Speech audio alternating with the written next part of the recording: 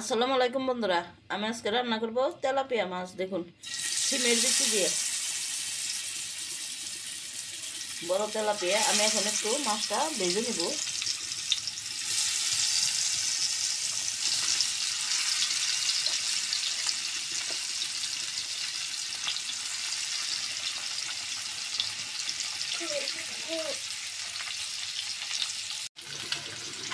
বন্ধুরা, আমি মাছগুলো এখন উঠে দেবো।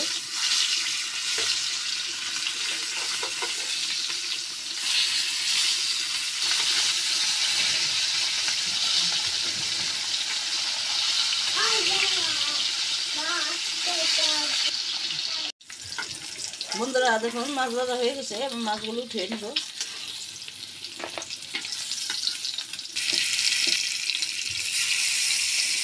বাকি মাছগুলো ভেজে নেব।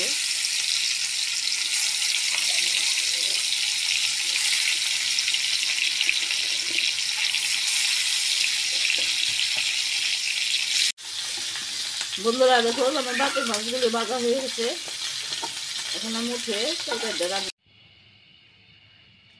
বন্ধুরা, আমি এখন তরকারি রান্না করবো। দেখুন, পেঁয়াজ কুচি দিয়ে দিলাম। পেঁয়াজ কুচি একটু নরম করে ভেজে নিব।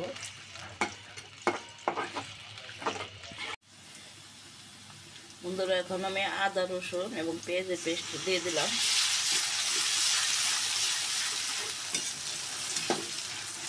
এখন আমি একে একে মশলাগুলি সব অ্যাড করে দেব।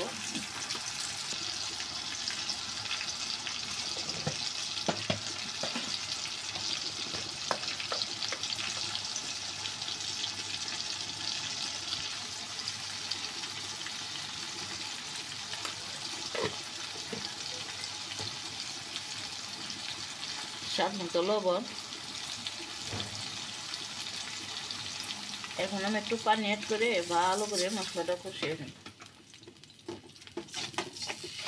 ততক্ষণ আমার সঙ্গে থাকুন।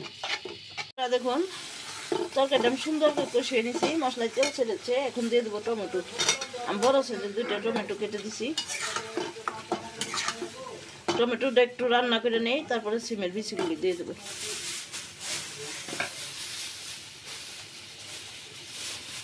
দেখুন বন্ধুরা, এই যে সিম দিছি, আমি সুন্দর করে পরিষ্কার করে নিছি। এইগুলি এখন দিয়ে দেবো তরকারির উপরে। দেখুন বন্ধুরা, আমি সুন্দর করে কষিয়ে নিছি। এখন একটু পানি অ্যাড করে দেবো।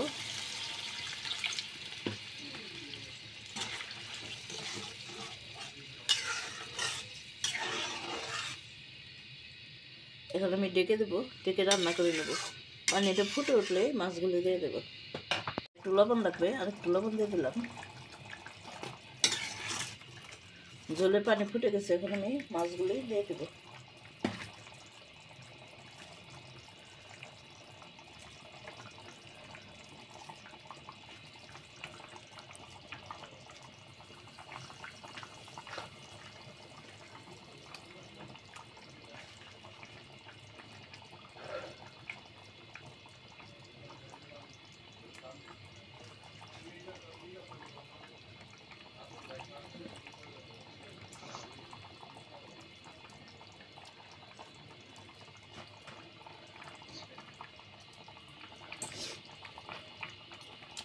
দেখুন, তরকারি প্রায় হয়ে গেছে। এখন আমি একটু ধনিয়া পাতা দিয়ে দেবো।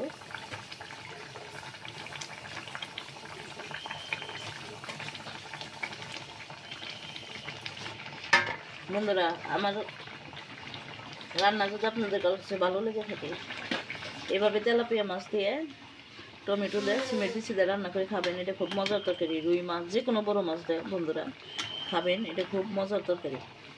আমার রান্না ভালো লেগে থাকলে আমার ফেসবুক চ্যানেলকে সাবস্ক্রাইব করবেন, লাইক দিবেন, কমেন্ট করবেন।